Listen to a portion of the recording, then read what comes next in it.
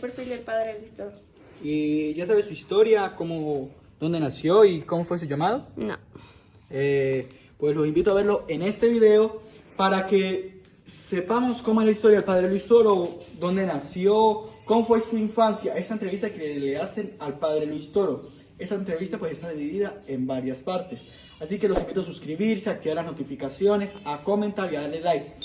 Y en especial tienen que activar las notificaciones, estén muy pendientes para que les lleguen los siguientes videos de este testimonio, esta entrevista que le hacen al padre Luis Toro. En muchas palabras, yo siento el enorme privilegio de que nos acompañe hoy en Televida y en Vida Integral el reverendo padre Luis Eduardo Jaimes Toro. Bienvenido, padre. ¿Cómo está usted? Muchas gracias. Qué orgullo tenerlo aquí, padre. Puedes tomar asiento. Gracias. Gracias por aceptar la invitación, padre. Pues para mí es una alegría, un gran gozo poder estar compartiendo con todos ustedes aquí, porque vengo de Costa Rica y paso para República Dominicana, sí, y me encuentro sorpresas. Sí. Entre las sorpresas es gente cariñosa, pero gente de fe, pero no una fe como hay en otras partes muy superficial, sino una fe más arraigada en el corazón. Qué bueno saberlo. ¿Y cómo lo han tratado, padre? Ah, maravillosamente bien. No me quiero ir. No sé qué, quédese con nosotros. Y se queda hasta aquí. la llave me la dieron anoche. Anoche me dieron la llave, no sé sí, dónde, pero una llave me dieron. La llave de la ciudad. Ajá. Qué bueno, padre. Bienvenido a Dominicana. Siéntase en su casa, en su patria y sobre todo a su casa, Televida, el canal católico de la familia y sobre todo también ya propiamente de mi parte en este programa que Dios nos ha concedido la oportunidad de hacer con la única misión de comunicar a Dios, llevar a Dios. Qué en bueno. Cada palabra, en cada gesto y en cada momento de oración. Qué maravilla. Pues eso es lo que deberíamos hacer todos los cristianos. Dar a conocer al Dios de la vida. Amén. Qué hermoso, padre. Pues yo sé que todos nuestros hermanos estarán sedientos y emocionados porque usted aquí tiene grandes seguidores, padre, de su manera de evangelizar, de su manera de comunicar a Dios, de llevar a Dios en sentido general. Cuando yo comunicaba hace unos días que iba a estar con usted, mucha gente me comentó, por favor, inclusive sacerdotes, déjale saber al padre Luis Toro, como le conocemos más aquí, que le amamos mucho y que le seguimos. No sé si lo sabía. Pues no me lo sabía. Usted me lo acaba de decir, pero sí me llevé una sorpresa, hermana. ¿Sí? Que encontré estos días que he estado aquí y en Costa Rica, muchos sacerdotes. O sea que ellos van junto con el pueblo y los van animando y también van gustando y saboreando la palabra de Dios. Entonces veo que están cumpliendo esa misión que dice el Señor de ser pastores. Pastor significa pastorear y pastorear significa conducir las ovejas a buenos pastos, a buenos alimentos. Y el alimento más importante, según dice el maestro, no solo de pan vive el hombre, sino de toda palabra que sale de la boca de Dios. En la palabra de Dios, uno de los alimentos más importantes, e incluso la esencia del cristianismo, está en la Biblia. Amén. Qué hermoso, padre. Yo le cuento, comenzando esta conversación, ¿verdad?, que le conocía pues ahí en YouTube, he visto su labor, pero no le conozco mucho de adentro. Y eso pasa mucho con casi todos nosotros. Conocemos al padre Luis Toro como el sacerdote, el predicador, pero muy poquitos conocemos al ser humano, al niño, al adulto, a ese hombre de Dios que llega a los pies de Jesús de cierta o tal manera. Pues yo, como una laica, ¿verdad? Y con todo el nervio que me daba, es que voy a conversar con el padre Luis. Yo quería prepararme de mil maneras y comencé a escribir y a tomar nota. ¿Y sabe qué me pasó, padre? Cuando que venía un poquito retrasada para mí, dije no, solté todo y me puse a hacer el rosario. Llegué aquí haciendo el rosario. Cuando llego, me dicen que va a haber unos minutos de retraso y me voy a la capilla, que está en el segundo piso, aquí en el canal. Y me siento ahí con Jesús, a mirarle, a decirle, yo te amo, no sé qué, a orar, ahí en silencio en mi interior. Y se confirmó en mi corazón eso de que esa chuleta, que es un papel que yo uso en cada programa y donde escribo cada pregunta, aunque me deje fluir, yo hoy no quería usarla. Es el primer programa que grabo sin nada prescrito. Alabado sea el Señor. Eso me alegra mucho porque así usted está ya metiéndose en mi vida. Sí. Porque así es mi vida. Usted está dibujando cómo es mi vida. Mi vida no lleva esquema. Mi vida es, como dice Jesús, el que vive según el Espíritu no sabe de dónde viene ni a dónde va. Y así es mi vida y usted la ha dibujado de esa manera. Pero sí, me gozo mucho saber que quieres conocer un poquito de mi parte, de mi vida espiritual, de mi infancia. Puedo contarle que mi vida comenzó espiritualmente hablando con el Santo Rosario, mi padre y mi madre. ¿A qué edad, padre? Todos los días. Desde que yo tengo uso de razón, Sí. ellos rezaban el Rosario todos los días. Y claro, uno de chiquitico pues se metía en medio de las piernas de la mamá y ahí se quedaba dormido. Pero luego ya cuando fuimos tomando uso de razón, papá ya nos decía, usted ya tiene uso de razón, usted ya se sienta y va a aprender a rezar el Rosario. Y tenemos que aprender a contestar, pero no solamente aprender a contestar, aprender a no quedarse dormido, aprender a no salir corriendo por ahí a jugar. Y entonces nos íbamos aprendiendo a centrar, a respetar y a centrar la atención en lo que íbamos diciendo. Papá siempre nos decía eso, no solamente en el respeto, que es muy importante, sino el darse cuenta de lo que está diciendo, centrar la atención en cada palabra que pronuncia, para que no salga solamente de los labios, sino que vaya del corazón y sepa a dónde va, para que pase más arriba del techo. Dime cómo es tu concentración y yo te diré cómo es tu oración. Uy. Entonces, de ahí depende, de la concentración depende la oración. Mi vida espiritual comenzó de ahí. Ahí comenzó y se centraba exactamente en eso, porque nosotros, digo uno por allá, yo soy campesino del campo, Sí. lejos de la ciudad, no teníamos opción de ir a misa. Iban los mayores, porque nosotros estábamos pequeños, y nosotros nunca íbamos a misa, porque lo de nosotros era el rosario y ya, no salíamos, estábamos en el campo. Una fe más doméstica. Muy pocas veces fuimos a misa, que eran momentos especiales. Ya después que salimos más grandecitos, papá ya nos dejaba ir a la Santa Misa, ¿no? Pero tenía algo en particular, que papá antes de salir nos decía, a ver, van a ir a misa. Cuando regresen, yo les voy a preguntar de qué habló el sacerdote. Pero me tienen que decir el evangelio del que habló el sacerdote. Wow. ¿Y qué dijo el evangelio? No es que me van a responder el chiste que contó el sacerdote. No, eso no. Me van a decir de qué se trataba la palabra de Dios. De qué se trataba la primera lectura, de qué se trataba la segunda lectura, de qué se trataba el evangelio. Y si el que no me responde, lo castigo. Entonces, claro, nosotros nos íbamos, pero a uno se le olvida, nos echamos el olvida. Pero por el camino íbamos, y antes de entrar a la iglesia, mamá decía, recuerde lo que dijo su papá. Que cuando llegue, ahí.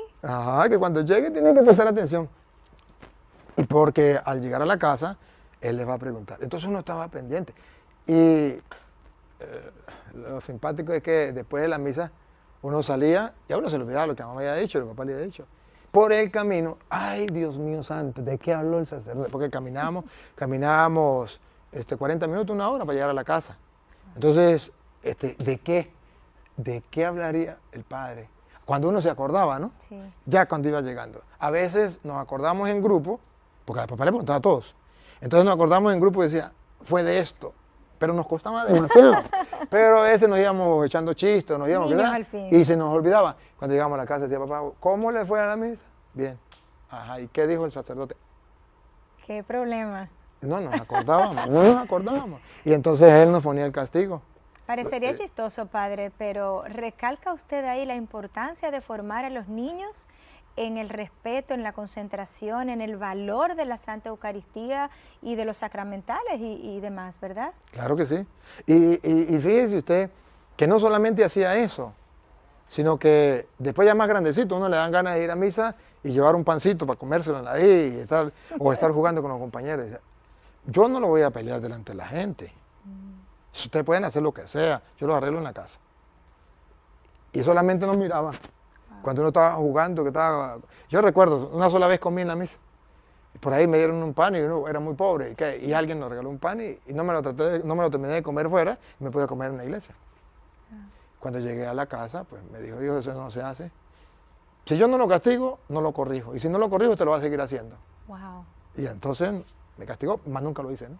Qué interesante. Entonces, luego pues tampoco, cuando miraba a uno corriendo para allá y para acá, entonces él decía, eso no se hace, en la casa de Dios, usted tiene que aprender a respetar.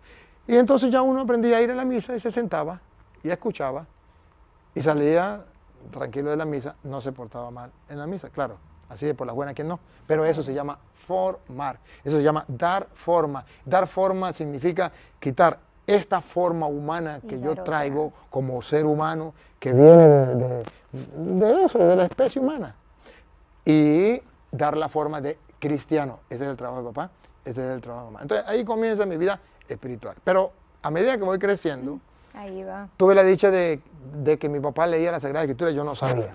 No sabía qué era la Biblia, no sabía. Él nos explicaba las Escrituras. Pero él tenía una particularidad, que él se aprendía las historias bíblicas, la de Sansón, la de José vendido por sus hermanos, la de Jonás, la de Judí, la de Esther, la del rey Salomón, la del rey David. Bueno, y él no leía la Biblia, él leía la Biblia, pero él llegaba y nos contaba. En la casa no había luz, no había televisión, no había radio, no había nada, entonces la película era que papá se sentara a contarnos una historia. Entonces él llegaba y nos contaba la historia. A mí la que más me gustaba era José vendido por sus hermanos. Cuando papá contaba esa historia, a mí me fascinaba. Ahora después, con el paso del tiempo, me doy cuenta por qué me fascinaba. Porque mi vida se parece mucho a José vendido por sus hermanos. Porque yo era el patito feo de la casa. ¿Cuántos hermanos, padre? 4 hembras y después 4 varones. Y yo soy el segundo de los varones. Son 8 hijos. Ajá. Y entonces me gustaba eso. Pero papá entonces nos contaba las historias.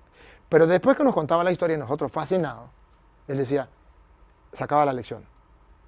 Esto no se hace. Ve cómo sus hermanos vendieron a José. Eso no se hace.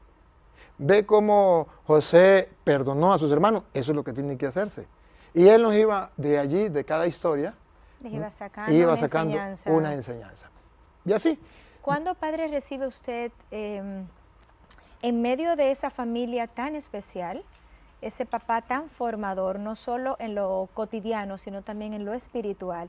¿Cuándo recibe usted ese encuentro con Cristo, ese toque de Dios que le hace definitivamente decidirse a vivir para Cristo, a seguir los pasos de Dios, a ser sacerdote, a entrar? Antes de decidirme a ser sacerdote, usted me hizo 2 preguntas en una. El toque de Dios y después ser sacerdote, la decisión de ser sacerdote. El toque de Dios yo lo recibí cuando tenía 15 años aproximadamente, en tercer año del bachillerato. Nosotros éramos muy pobres, no teníamos nada para comer, y íbamos a estudiar, teníamos que tomar 2 carros, pero nosotros no teníamos para pagar.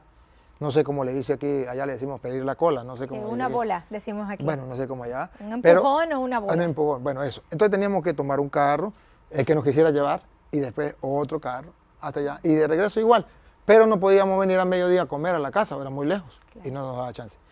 Y cuando por ahí los profesores sabían que nosotros éramos pobres, y entonces nos daban la oportunidad de comer, en el comedor había comida, a veces no.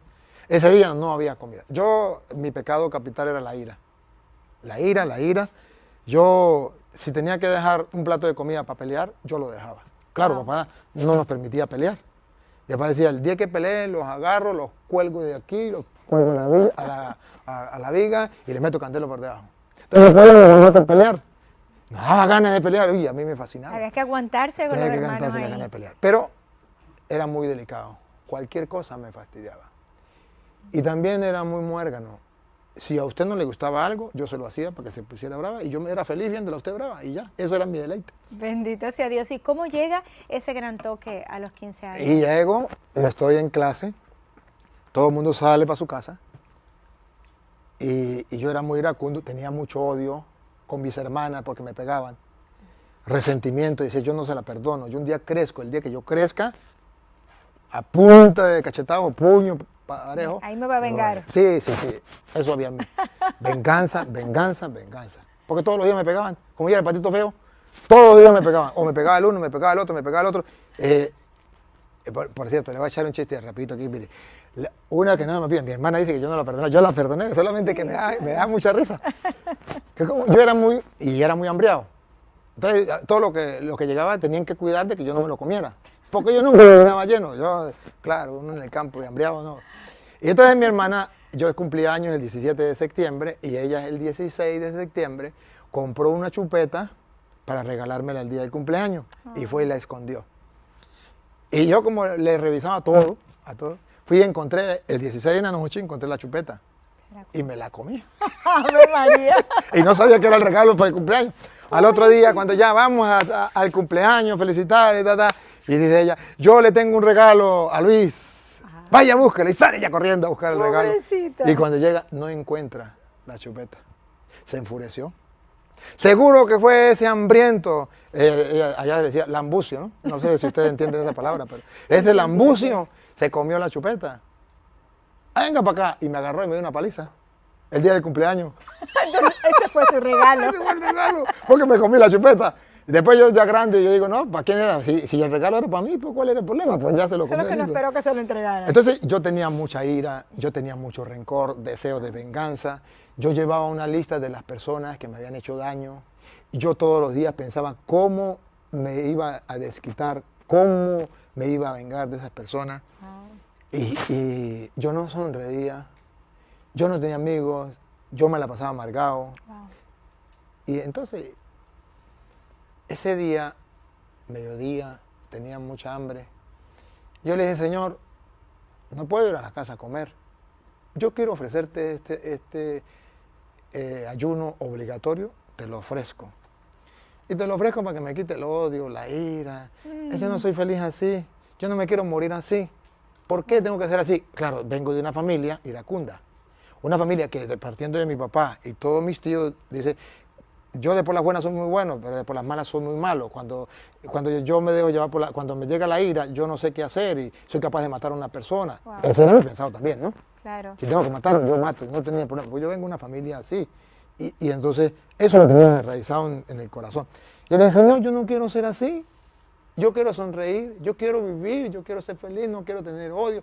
Ayúdenme. Y me pongo a pensar en Él y a pedirle con esa hambre que tenía. Y yo no sé si fue de hambre, yo no sé de todo. El caso es que yo perdí el conocimiento. Pero la verdad es que no fue de hambre. No me desmayé. Perdí, o sea, me salí de esta tierra, me fui no sé para dónde. El caso es que cuando llegaron los muchachos me encontraron a mí sentado, pero en otro planeta.